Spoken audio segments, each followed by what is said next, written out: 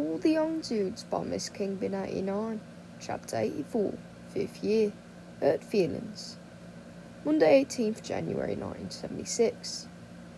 Remus Lupin had absolutely no interest whatsoever in the Forbidden Forest at any other time of the month. Cave magical creatures had given him a healthy respect for the beasts who lived there, and he was inclined to give them a wide berth. The wolf clearly felt otherwise. James and Sirius, or rather Prongs and Padfoot, as they were now known, had very little trouble leading the werewolf out of the shack and into the green velvet darkness of the woods. Remus's memories of the full moons were much better than they ever had been, but still not quite human, and therefore less complete. He remembered scents, shapes, noises, and even tastes sometimes. "We can't stop you chasing the rabbits if you want to chase rabbits," James shrugged, when Remus woke up that morning distressed by the blood on his tongue. He seemed pretty happy about it at the time.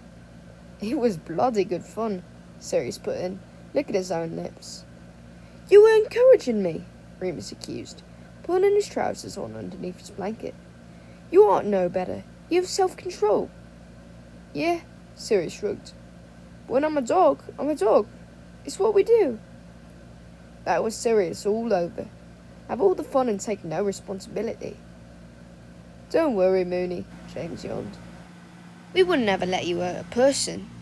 And you did have fun, I promise." He didn't need James to tell him that. As much as the human Remus preferred to remain aloof and separate himself from those basic instincts the wolf represented, he couldn't wait for the next moon. "You'd better be off," he yawned back.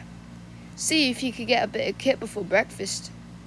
"Yeah, all right," James nodded sleepily. "See you, Mooney. Bye, Prongs."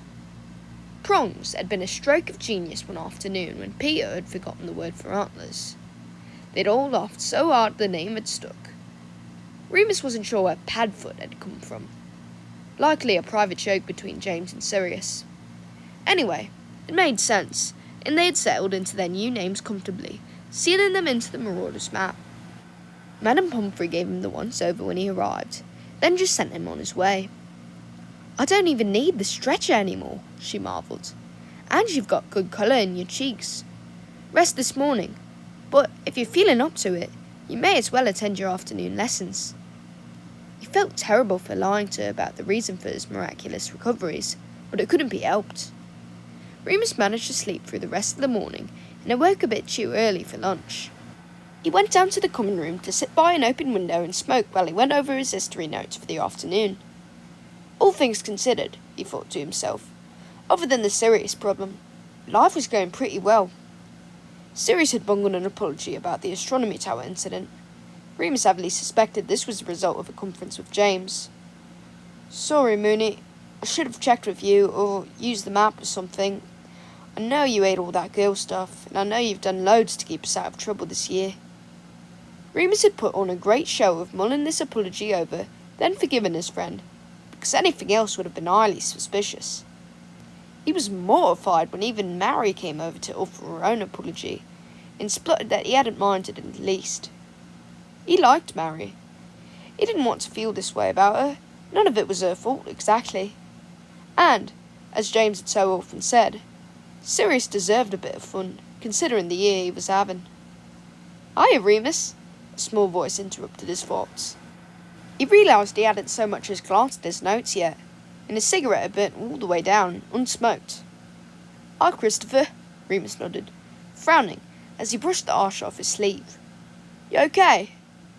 "Yeah," the younger boy grinned, and hopped up to join him on the window seat. He was smaller than Remus, but so was everyone. "What are you up to?" "History," Remus said through his teeth as he lit another fag. "Cool," Christopher grinned. Remus raised an eyebrow, but said nothing. "I won't bother you then," Christopher said, hopefully, "if you're busy." "What's up?"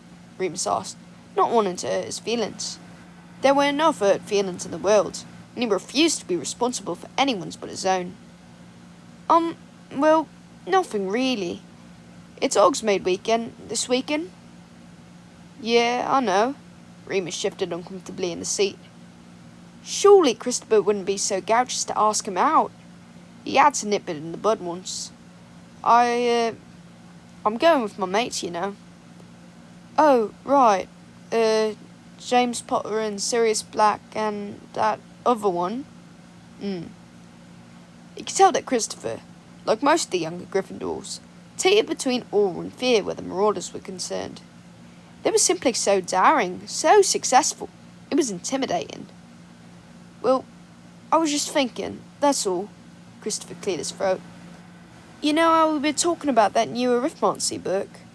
I thought we could see if anywhere was stuck in it yet. Sorry, Christopher, Remus said, as gently as possible. I really am busy. Maybe another time? Okay, yeah, of course. Christopher looked crestfallen. Remus felt bad, but what else could he do? He really did have plans. Not with the Marauders, actually. He had another phone call planned with Grant.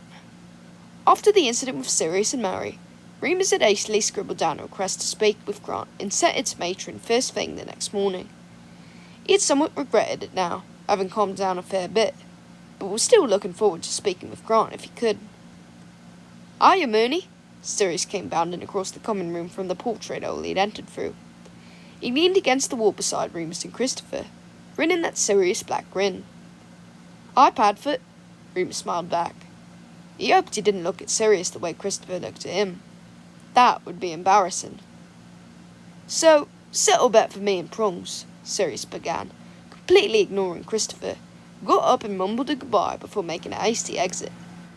Sirius wasted no time in flinging himself into the empty space on the window seat. How many nifflers would we need to find Rowena Ravenclaw's lost diadem? What the fuck is a diadem? Remus smirked. Like a crown. Sirius snatched Remus's newly lit cigarette and held it in his own lips. Remus had to struggle not to moan at the sight.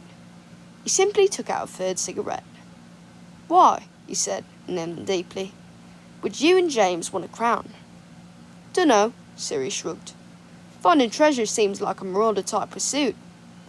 Hey, what did that kid want? Christopher. Ah, in your fan club? Study group. Pfft, what did he want? He was asking me out, Remus replied, dryly, looking out the window. Apparently not dryly enough. When he looked back at Sirius, his mouth agape. Oh God, Sirius's mouth. Joking, Padfoot, Remus said, with a smirk. He had perfected sarcastic smirks. Sirius snorted. Good one, Mooney. Thought you were serious there. Remus considered saying, No, you're serious. But that joke had been wearing thin since first year, and would only earn him a punch in the arm. He settled for a shrug and another pull on his fag. If you did fancy going out with someone, though, Sirius said, slyly, who'd you reckon? Lily or Marlene? Shut up, Remus rolled his eyes. You're right, Sirius continued conversationally. Lily's taken. I mean, she doesn't know she's taken, of course. So, Marlene it is. Hogsmeade on Saturday? Are you asking me out on Marlene's behalf? Maybe. No.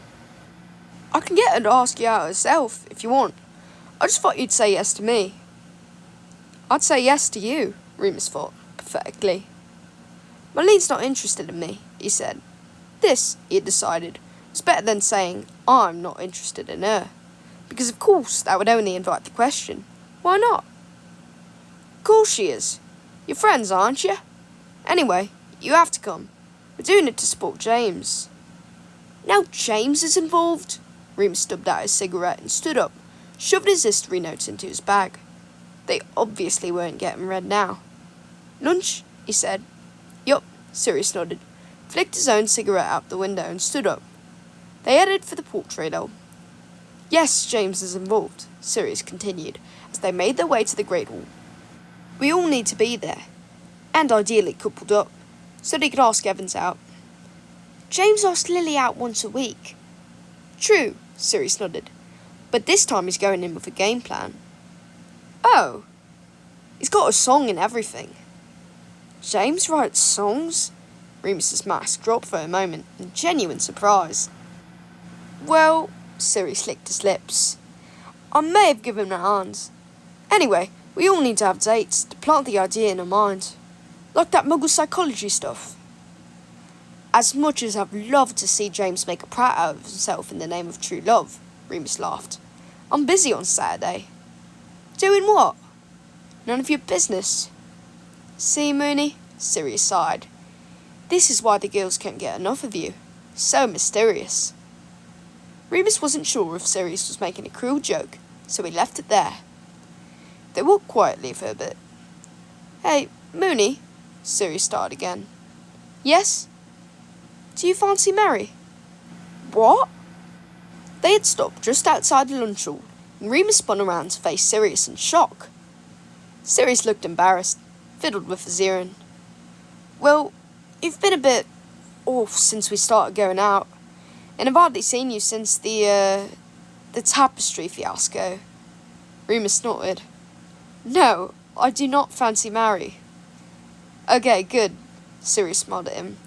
So you'll be Marlene's date? Still busy, sorry. Saturday, 31st January 1976. Remembering that the last time he had tried to have a private phone call he had been followed, Remus asked to borrow James's cloak for their trip to Hogsmeade. Good old James, you could rely on him not to ask loads of questions, especially when he was distracted by his nerves over asking Lily out. Yeah, course, Mooney, course, he murmured, staring at himself in the mirror. It's under the bed. Hey, would you say my hair needs trimming? Looks a bit untidy. It does look untidy, Remus said, from under the bed. But a trim won't help. Don't worry, girls think it's charming. Yeah? Yeah, you're right. You've asked her out before, Remus said, emerging with the cloak and brushing the dust from his robes. How can you be nervous? 'Cause I'm bloody mad about her, James replied, without missing a beat. You know when you just can't get them out of your mind, and in your head it's great, but everything's going the way you want, and then they're there, in front of you, and, well, it all goes to shit, because she's just so much more spectacular in real life, you know. Yeah, Remus murmured, thumbing the fabric of the invisibility cloak as Sirius exited the bathroom.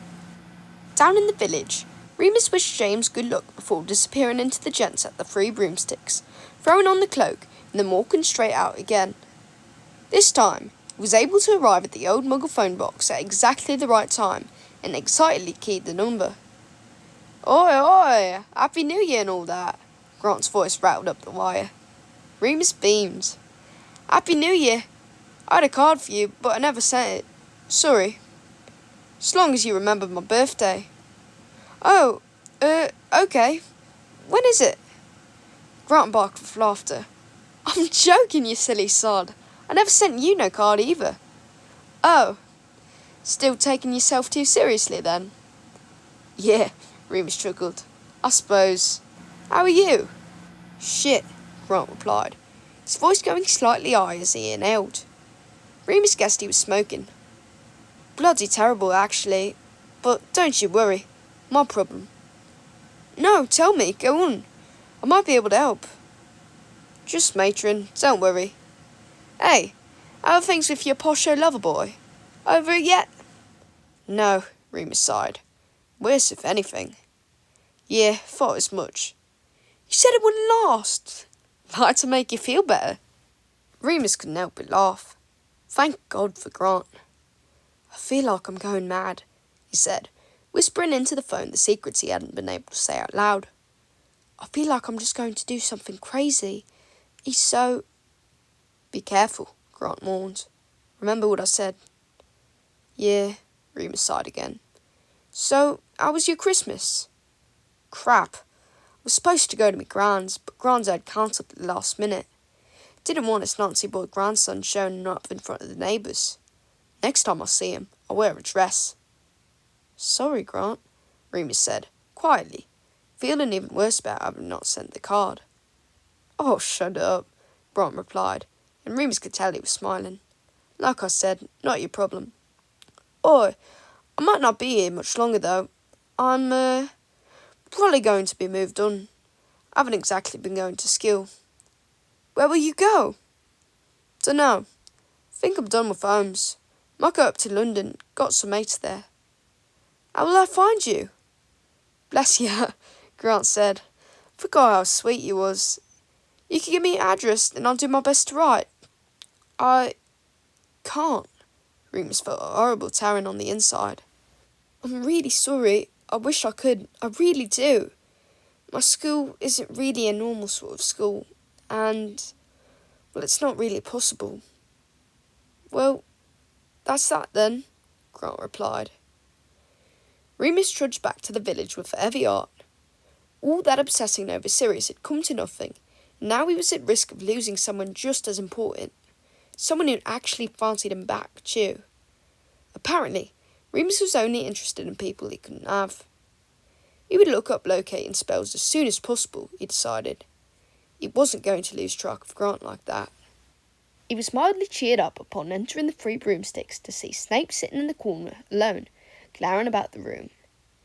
Remus went straight back to the gents, removed the cloak, then walked out, being sure to catch Severus's eye.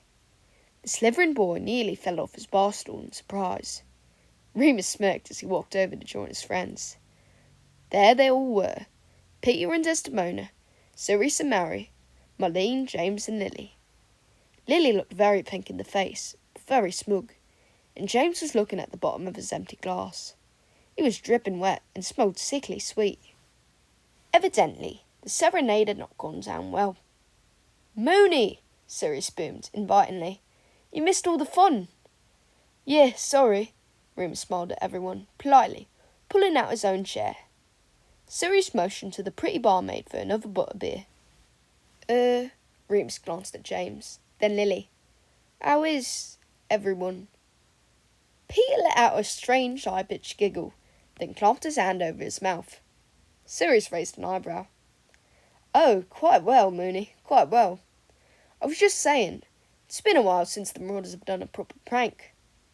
You put stink bombs under the rug in Slytherin common room last week, Lily said. And yesterday you reversed the lenses on all the telescopes in the astronomy tower, Marlene said. And you said that tomorrow you're planning to... Mary started, but Sirius rolled his eyes. Yeah, those things are child's play, he said, decidedly. Plus, that was just me and James mucking about. A proper Marauder prank needs all four of us. Remus doesn't want to join in with your silly pranks, Lily said. Yes, I do, Remus replied, partly because he was in a bad mood and felt contrary, partly out of solidarity for poor James, who still had butterbeer dripping from the end of his nose.